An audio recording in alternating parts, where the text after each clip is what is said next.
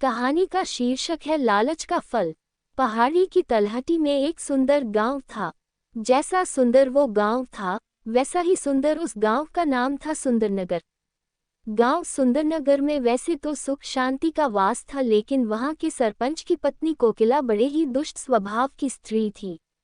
उसके कुटिल स्वभाव से सभी घरवाले परेशान थे, लेकिन अपनी सीधी सादी बहू गोपी को वो कुछ ज्यादा ही परेशान करती थी। उसे सताने में कोकिला को विशेष आनंद आता था।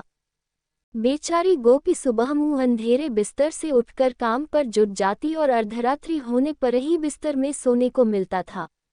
इस पर भी कोकिला की निगाहों में गोपी खटकती रहती थी।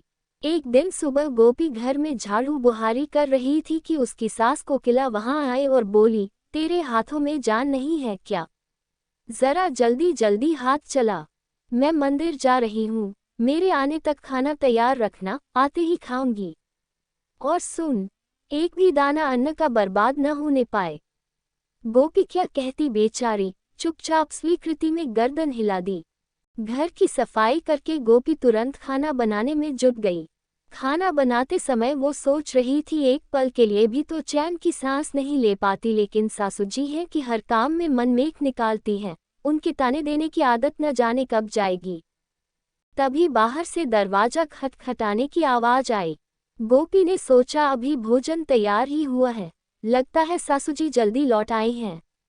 उसने उठकर दरवाजा खोला तो देखा एक सन्यासी खड़ा था। वो बोला, बेटी, तेरा सुहाग अमर रहे, बाबा को कुछ भोजन करा दे। उद्धरण। गोपी बहुत ही सुशील तथा संस्कारी स्त्री थी। उसने सोचा, साधु महाराज को भोजन करा तो दूं, पर कहीं उसकी सास कोकिला आ गई तो खैर नहीं। कुछ देर सोच विचार करने के बाद उसने सन्यासी को भोजन करने हेतु अंदर आने को कहा। उसके मन में पुकार उठी, सास से डरना कैसा, मैं अपने हिस्से का भोजन दे रही हूँ। वो साधु को भीतर ले गई और आतिथ्य धर्म का पालन करते हुए उसे भोजन कराने लगी। अभी साधु भोजन कर ही रहा था कि गोपी की सास आ गई। साधु को घर के भीतर बैठे भोजन करता देख उसका पारा 7वें आसमान पर जा चढ़ा। बोली, यहाँ कोई भंडारा या लंगर नहीं चल रहा, उठ भिखमंगे, बाहर निकल। गोपी ने सास को रोकने की चेष्टा की, लेकिन उस दुष्ट स्त्री ने सन्यासी को धक्के मारकर घर से निकाल दिया। अब उसका क्रोध गोपी पर टूटा। तुझसे कहा था अन्न का एक दाना भी बर्बाद ना करना, और तू। गोपी डरते डरते बोली, मैंने तो उसे अपने हिस्से का भोजन दिया था, इसमें इतना भला बुरा कहने की क्या बात है? अतिथि तो भगवान स्वरूप होता है, आतिथ्य धर्म का पालन तो हर गृहस्थ को करना चाहिए। काफी देर तक सास बहू की तकरार चलती रही। अंत में उस कुटिल सास ने गोपी को भी धक्के मारकर घर से निकाल दिया। वह बेचारी रोती कल्पती दरवाजा पिटती रह गई, लेकिन कोकिला तो जैसे पत्थर बन गई थी, उसका दिल ना पगला। अब गोपी के पास एक ही रास्ता शेष बचा था कि अपने के घर लौट जाए। उसका मायका वहां से काफी दूर था और बीच में घना जंगल भी पड़ता था।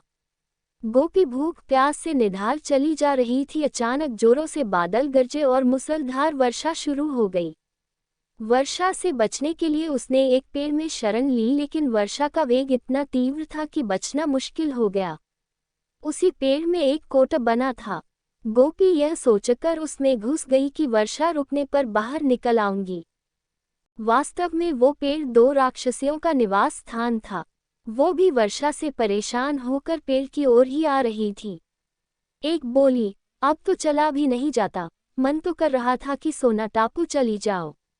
दूसरी राक्षसी बोली, इसमें क्या बड़ी बात है, ये पेड़ हमें अभी उड़ाकर वहां पहुंचा देगा।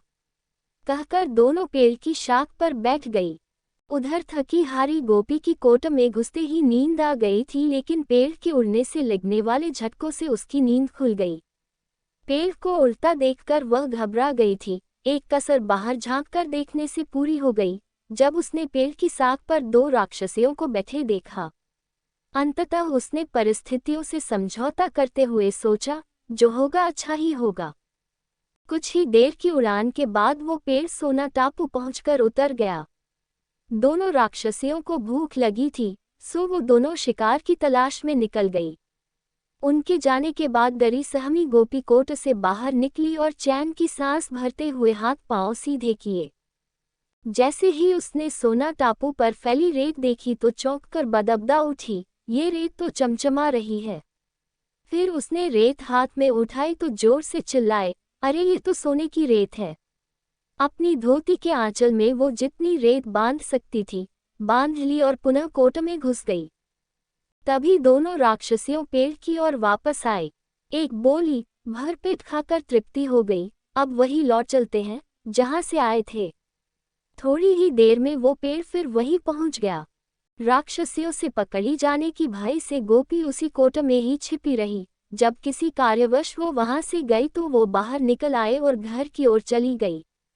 वो सोच रही थी इतना सोना देखकर सासू जी खुशी से पागल हो जाएंगी और उनके सभी गिले शिकवे दूर हो जाएंगे। घर के द्वार पर पहुंचते ही गोपी बोली, देखो सासू जी, मैं क्या लाई हूँ। और यह कहते हुए घर के भीतर प्रवेश कर सोना मिलने की पूरी घटना सास को बता दी। कोकिला कुटिल तो थी ही, बोली, बहुत कम सोना लाई है तू। सासू जी, हमारी 3-4 पीढ़ियों के लिए काफी है। गोपी ने उत्तर दिया, अरे मूर्ख, सोना भी कभी काफी होता है, जितना हो उतना कम है। अब मैं जाऊंगी, फिर देखना कितना सोना बटोर कर लाती हूँ। उद्धरण। गोपी ने अपनी सास को बहुत समझाया, पर उस लालची दुष्ट स्त्री ने उसकी एक न सुनी और जाकर उसी पेड़ पर छिप गई। पेड़ उन्हें लेकर उड़ चला। कोकिला उत्सुकतावश जाग ही रही थी, तभी उसके कानों में एक राक्षसी का स्वर टकराया, आज मछली खाने को मन कर रहा है।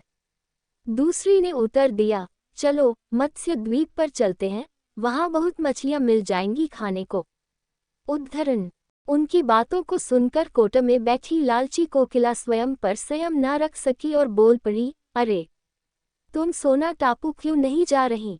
उसकी आवाज सुनने की देर थी कि राक्षसियों समझ गई कि जरूर कोई चोर पेड़ पर छिपा बैठा है और उन्होंने कोकिला को कोट से उठाकर बाहर फेंक दिया। धरती पर गिरते ही उसके प्राण पखेरु उड़ गए।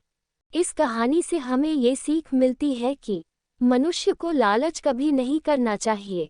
जितना मिल जाए, जो मिल जाए उसी में संतोष करना चाहिए।